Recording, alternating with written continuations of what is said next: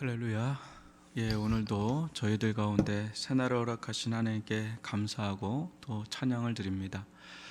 우리 오늘 이 시간 좀 기도하고 말씀 한번 보도록 하겠습니다. 계속해서 이 나라 민족을 위해서 또 교회를 위해서 코로나로부터 온전히 자유케 되고 또 송구 영신 예배를 위해서 특별 새벽 기도회를 위해서 특별히 기도해 주시기를 바라고, 우리 김정희 성도님 영육간에 강건할 수 있도록 치유의 역사에 임할 수 있도록 기도해 주시고, 우리 고3 수험생들을 위해서 우리 이 시간 주여 한번 부르고 기도합니다. 주여, 아버지 하나님, 저희들 가운데 함께 해주심을 감사합니다. 주여, 주님께서 인도하여 주시옵소서. 긍휼히 여겨주시옵기를 원합니다. 아버지 하나님, 코로나19로부터 온전히 자유케 되는 일들이 일어나게 도와주시고, 치료제와 백신이 일어나게 도와주시고, 변종 바이러스가 차단되게 도와주시옵기를 원하며, 우리의 일상의 삶으로의 복귀가 일어날 수 있도록 정부와 방역당국과 애쓰는 모든 앞서 나아가는 이들과 아버지 하나님 온 아버지 국민들을 붙들어 지켜주시옵기를 원합니다. 우리들의 삶이 아버지 하나님 손에 있는 줄 아오니 저희들로 하여금 깨어있게 도와주시고, 또 교회 또한 아버지 예배에 자유가 올 수 있도록 비대면에서 대면 예배로 속히 돌이킬 수 있도록 아버지 인도하여 주시옵기를 원합니다. 송구 영신 예배와 또 특별 새벽 기도회를 통하여 주의 말씀을 기대하게 도와주시고, 아버지 새해에는 주의 말씀 안에 머무는 그런 복된 삶을 살아가는 우리 성도들 되게 도와주시고 지치지 아니하게 하여 주시옵기를 원합니다. 우리 김정희 성도님을 긍휼히 여겨주옵소서.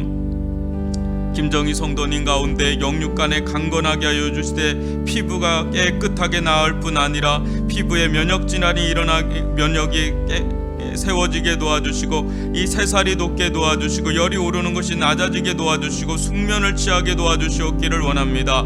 함께하여 주시고 예수 그리스도를 믿는 믿음 안에 더 강건하게 하여 주시옵기를 원합니다. 우리 고3 수험생들 가운데 지혜와 은총을 베풀어줘서 이 아이들, 이 자녀들 가운데 예비된 길로 나아갈 수 있도록 인도하여 주시옵기를 원합니다. 긍휼히 여겨주시옵기를 원합니다. 선한 길로 함께하여 주시옵기를 원합니다. 아버지 하나님, 저희들 가운데 은혜를 베풀어 주시는 주여, 아버지 하나님, 저희들의 생각과 마음이 오직 주께 있게 하여 주시옵기를 원합니다. 함께하여 주옵소서.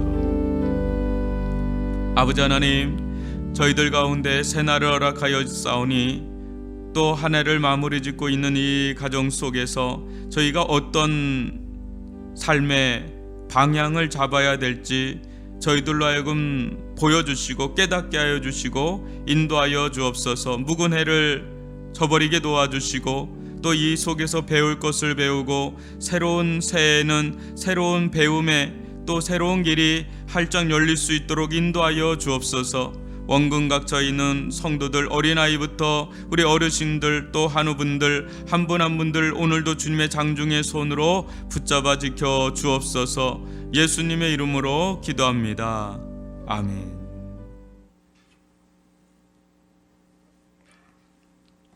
오늘 함께 볼 말씀은 시편 19편 11절로 14절입니다. 제가 말씀을 봉독해 드리도록 하겠습니다. 시편 19편 11절로 14절입니다.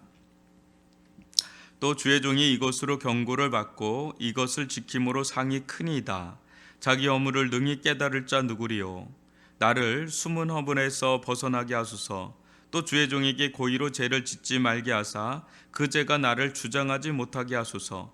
그리하면 내가 정직하여 큰 죄과에서 벗어나겠나이다. 나의 반석이시요 나의 구속자이신 여호와여, 내 입의 말과 마음의 묵상이 주님 앞에 연락되기를 원하나이다. 아멘.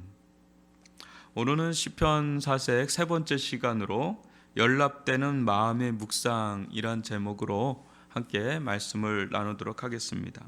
이 묵상은 마음의 그릇입니다. 우리들 마음의 그릇에는 늘 무엇인가 채워져 있기 마련입니다.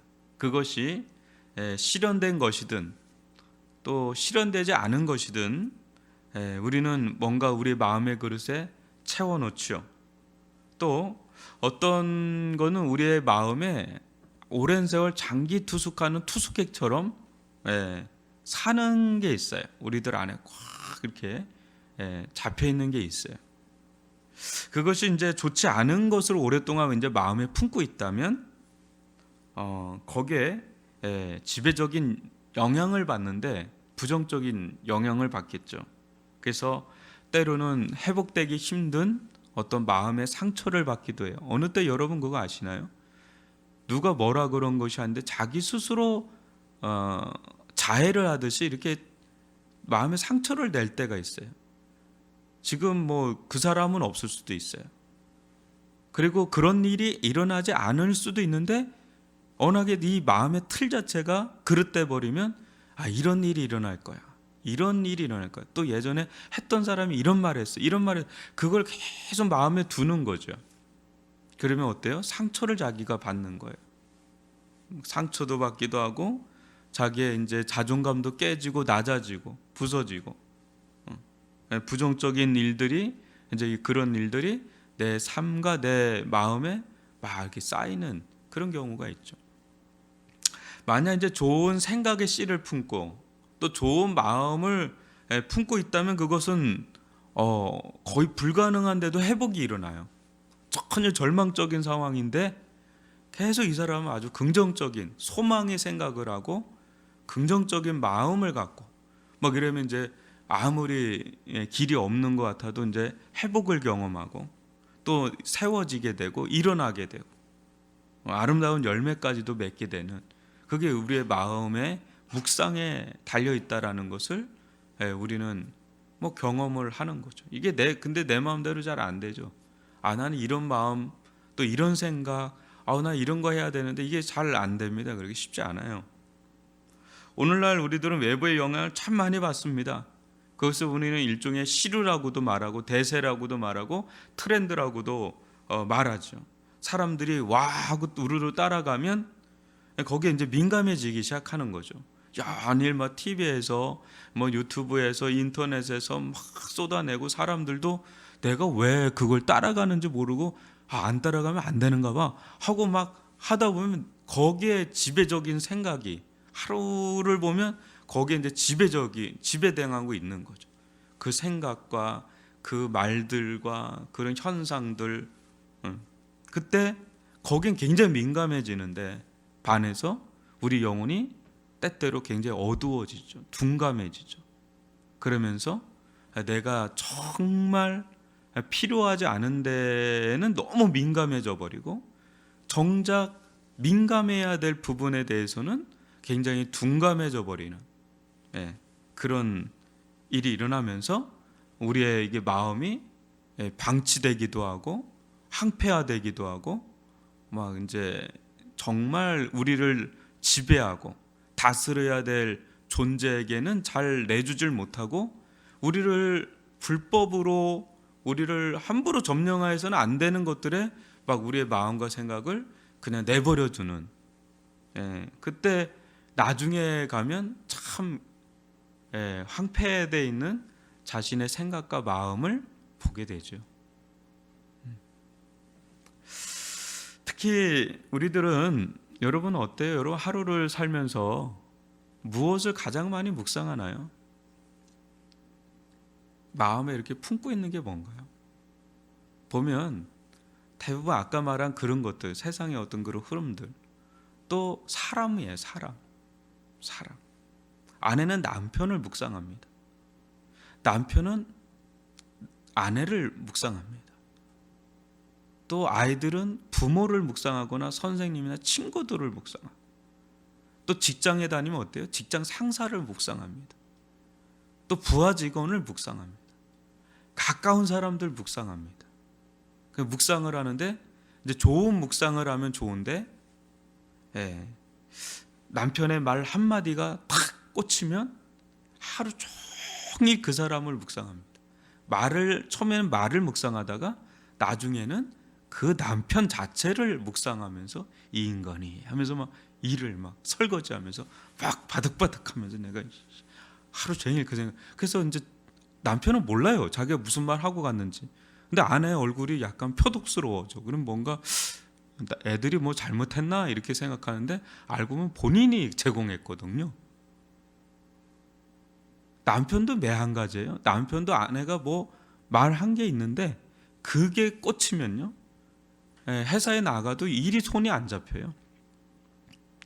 이게 또 집안 대소사가 일어나거나 무슨 일이 일어나면 또 그 일 생각하느냐고 내내 거기에 골머리가 이제 아픈 거죠. 막 그렇게 되는 거죠.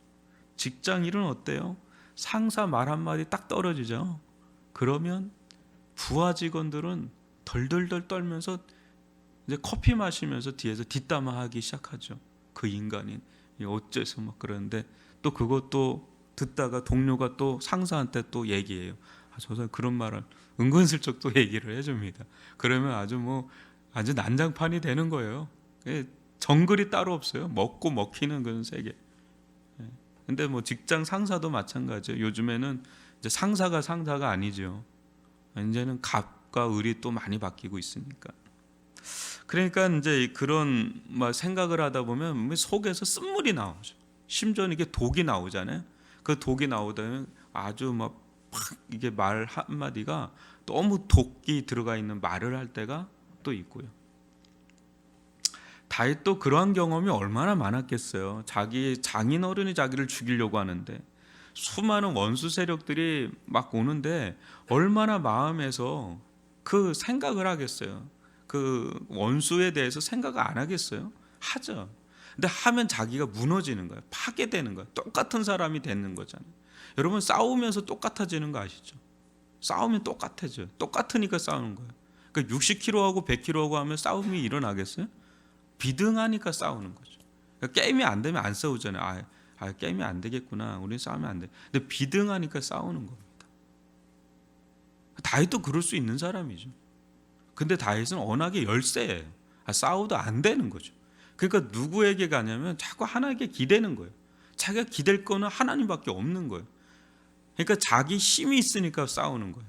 자기 힘이 떨어지거나 아예 월등하면 게임이 좀 수월합니다.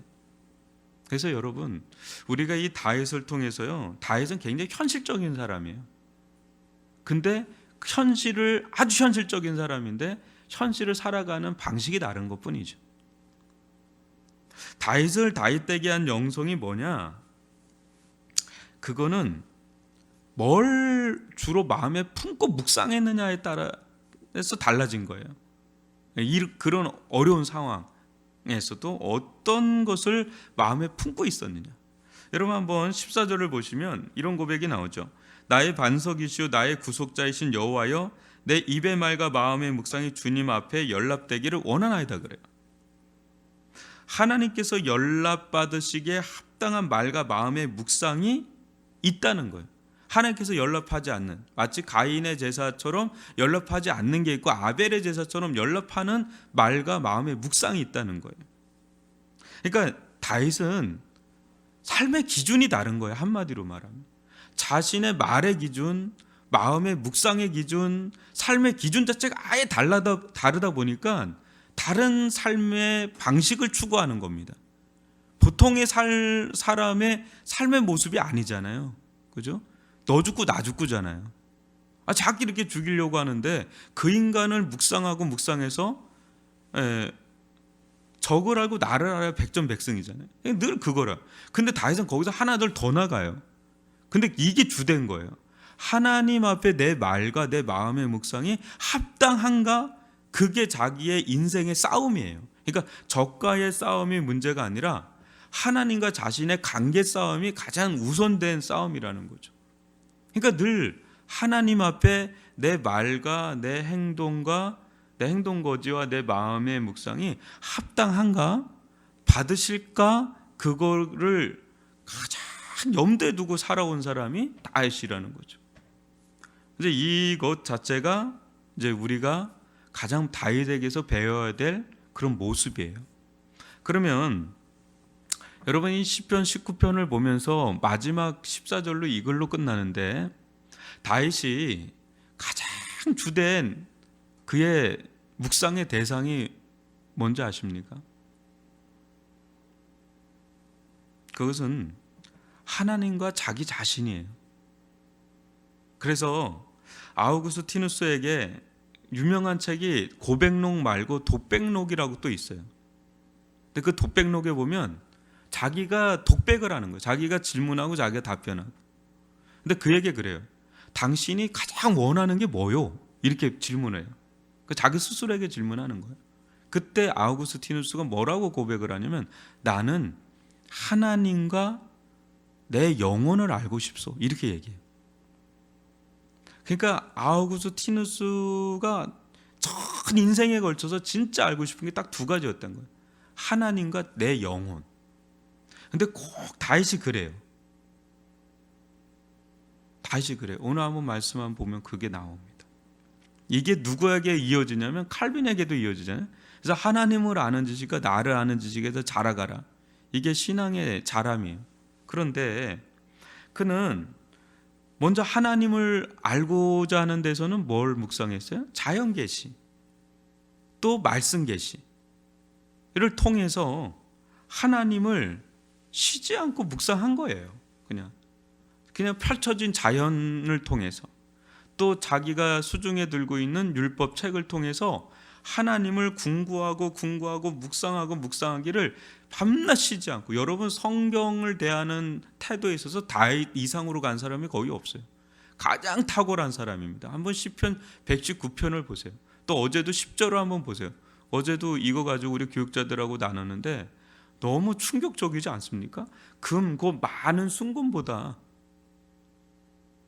어떻게 이걸 사모할 수가 있어요? 제가 러시아를 한번 갔을 때 그 박물관에 가니까 거긴 동방정교회잖아요. 근데 거기 가면 수많은 성경책들을 전시했더라고요. 그 궁에, 그 크렘군인지 어디 가니까. 근데 그게 휘황찬란합니다. 성경이 막 이따만합니다. 근데 거기에 막 다이아몬드서부터 아주 이렇게 박혀져 있는데 그게 수백 권이 전시돼 있더라고요. 크고 작은 게. 제가 볼 때 그 수십억도 넘어요. 가치 자체가. 근데 딱 보니까 신기한 게 하나가 공통점이에요. 다 열쇠로 잠겨져 있어. 열면 닫을 자가 없고 닫으면 열 자가 없다고 그러는, 다해서 열쇠인지 모르는데 하여튼 닫아줘. 근데 성경은 닫혀져 있는 책이 되면 안 돼요. 늘 너덜너덜해야 돼. 금장식 안 해도 돼요. 그냥 너덜너덜하게. 그래서 D.L. 무디가 그러잖아요. 성경이 깨끗하면 당신의 영혼이 더럽고 성경이 더러우면 당신의 영혼이 깨끗할 것이요. 다윗은 늘 궁구하고 분구한 것. 저는 실제 참 다산 정약용이나 율곡 이희 같은 분들을 좋아합니다. 그래서 그분들의 책을 여러분 읽어본 적이 없으실 거예요. 그냥 이름은 읽어봤어도 그 사람들이 실질적으로 쓴 책 자체를 읽어본 적이 없을 거예요. 그 율곡 이희는 5,000원권에 있지 않습니까? 안 읽으실 거예요. 그래서 저는 한번 읽어봤거든요. 성학집료 이런 거 막 있어요. 우리나라에 번역된 게 있어요. 그 읽다 보면 선비의 자세가 나와요. 그러니까 유교 경전을 대하는 태도에 대해서 언급하는 부분이 굉장히 많이 나와요. 근데 그게 꼭 성경을 대하는 태도에 대해서 얘기하는 것 같더라고요. 근데 그걸 읽다 보면 정말 부끄러워져요. 한번 여러분도 기회 되면 한번 읽어보세요. 그들이 이렇게 사람을 살리지 않는 거잖아요. 영혼을 살리지 않는 거잖아요. 그건 인간이 쓴 책들이잖아요. 서경, 시경, 여러 가지 그런 책들이 있잖아요. 우리 동양의 철학 책들이 있어요. 그런 거, 논어, 이런 책들이 있잖아요. 근데 그거를 대하는데도 한 번을 읽지 않아요. 어느 정도로 읽냐면 아들에게 얘기를 해요. 네가 그것을 읽고 묵상하되 그게 아주 몸에 배어서 삶으로 나타나게 체화가 될 때까지 읽기를 멈추지 말거라. 이런 게 하면서 나와요. 이렇게. 굉장합니다. 어마무시합니다. 그 사람들이. 한번 그거를 한 번 읽는 게 아니라 100번, 1000번을 그걸 깨달을 때까지 읽고 또 읽고. 그러니까 그게 우리나라 선비들 중에서 탁월한 학자들의 태도더라고요. 근데 그거를 비하면 정말 부끄럽게 짝이 없어요. 사람이 써놓는 책에도 아주 자기 전 영혼을 막 갈아 넣듯이 읽는데 우리는 영혼을 살리는 성경책을 너무 소홀히 하거나 방치를 한다고 싶어요. 저는. 여러분, 진짜 성경을 많이 읽어야 깨달아지는 게 있어요. 일단은 많이 읽어야지 알아들어요. 그 다음에 깊이 들어가야지. 많이 읽지 않은 데서 깊이 들어가기엔 좀 어려워요. 그래서 여러분, 새해에는 여러분 성경을 다독하시길 바랍니다. 진짜 다독을 하는데 나중에는 또 묵상도 하고요. 이게 묵상하고 다독은 다르잖아요. 이게 읽으세요. 그래서 내 생각이 다른 거에 점령되지 않도록 하나님의 말씀이 내 안에 막 점령되도록.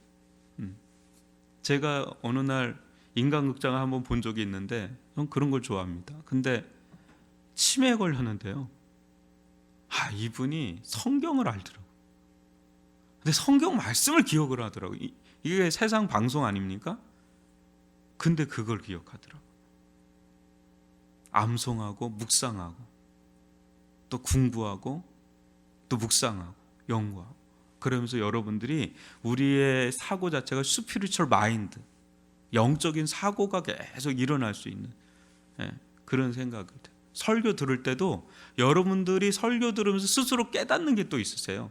그런 것들을 또 적으시오. 그리고 그거를 깨달은 것들을 묵상하세요. 여러분들 대부분 이제 설교할 때 또 이제 쓰기도 하는데 그 쓴 거 제가 또 읽는 사람 별로 못 봤어요. 근데 읽으셔야 돼요. 읽고 계속해서 내 생각의 체계를 막 바꾸셔야 되는 거죠. 여러분, 다윗을 한번 보세요. 다윗은 우리가 생각하는 성경책을 갖고 있는 사람이 아닙니다. 5권. 성경이 정권을 가지고 있지 않아요. 66권을 가지고 있는 게 아니라 5권. 만약에 66권이 주어졌다면 다윗은 미쳤을 거예요. 내가 이 성경 66권 다 갖고 있구나.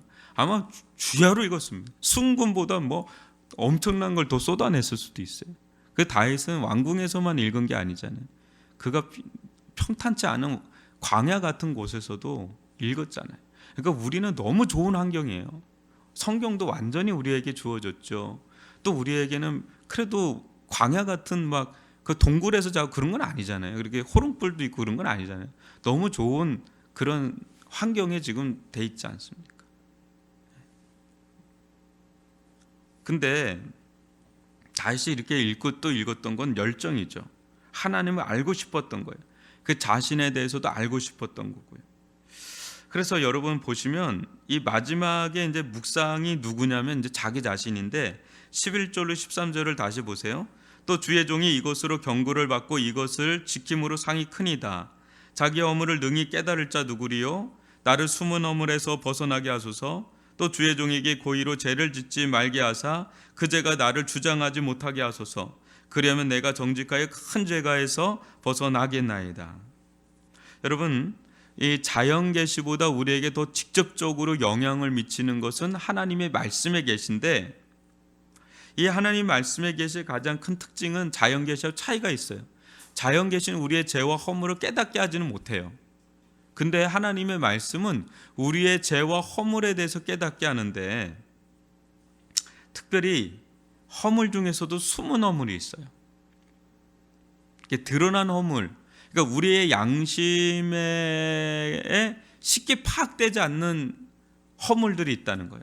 웬만한 건 양심에서 거슬러져요. 근데 양심마저도 민감하게 캐치하기가 어려운 아주 숨은 허물들이 있다고요. 그래서 존 오웬이 그런 얘기를 하죠. 은혜 받은 성도들 안에 있는 죄가 더 무서운 죄다. 왜 그러냐? 은혜를 받는다는 건 일종의 우리 영혼에 그 미사일이 쏟아지는 거야. 막 핵폭탄이 막 떨어지는 겁니다.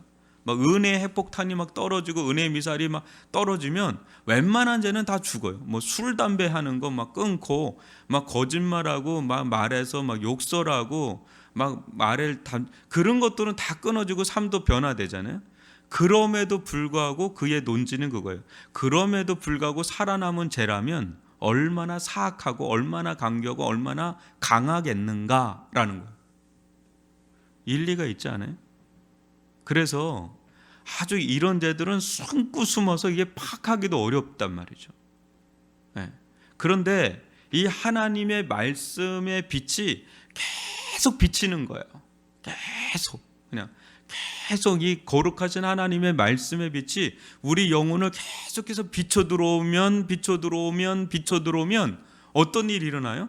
이전에는 그게 죄라고 생각하지 않았던 내 생각과 마음의 밑바닥에 깔려있던 게 어느 순간 그 말씀에 거룩하신 하나님의 말씀에 미답해 그게 막 탄로가 나고 폭로가 되고 정체가 드러나는데, 아, 이게 죄였구나. 야, 이게 잘못된 거였구나. 나는 이게 왜 잘못된 거라고 그전에는 알지 못했었지?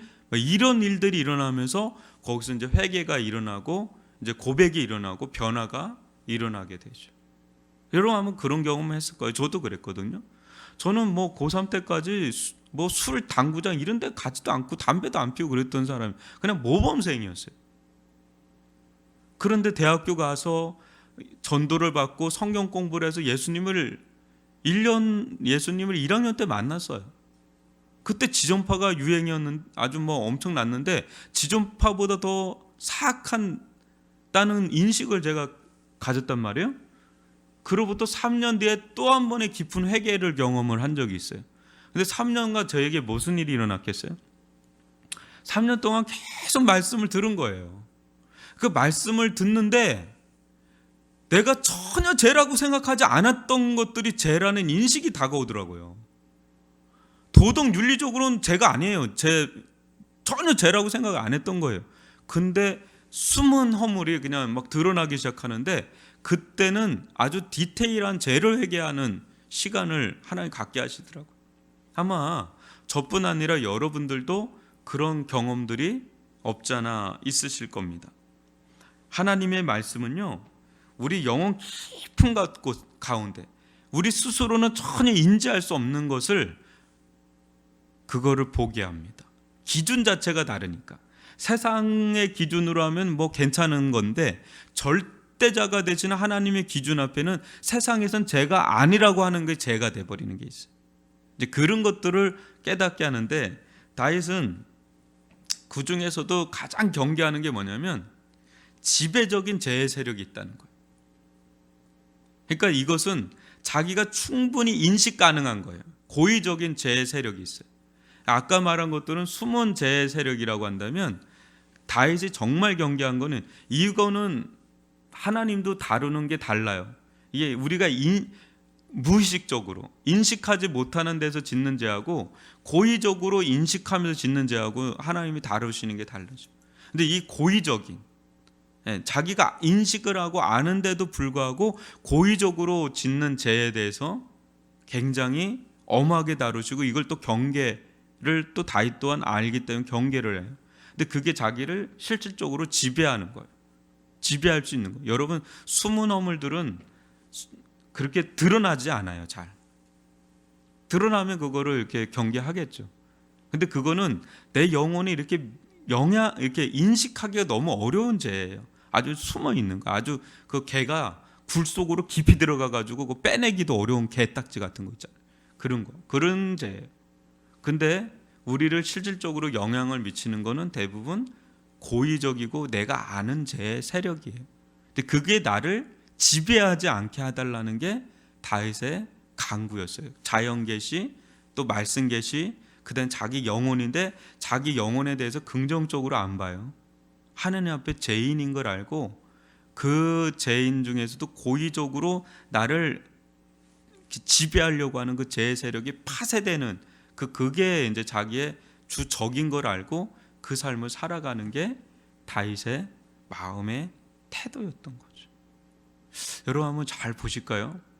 제가 한번 얘기를 해볼까요?